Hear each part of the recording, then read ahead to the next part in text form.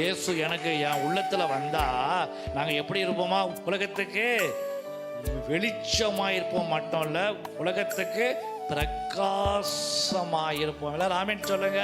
ஒருவேளை உங்க குடும்பங்கள், உங்க பிரச்சனைகள் எங்க போனாலும், ஆண்டவரே இதுவரைக்கும் என்னால் பிரகாசிக்க முடியல, இருள் எனக்குள்ள இருக்கு, அந்தகாரம் இருக்கு, சாத்தானுடைய வல்லம் இருக்குன்னு சொல்றீங்களா?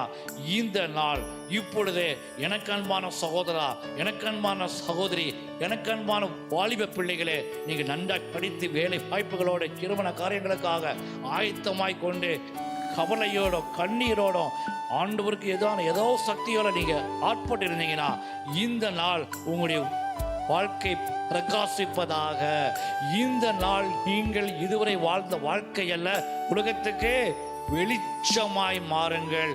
இதோ உலகத்தின் முடிவு பரியந்தம் சகல நாட்களிலும் நம்முடைய ஆண்டவர் நம்மோடு இருக்கிறார். ஹல்லேலூயா சொல்லுங்க.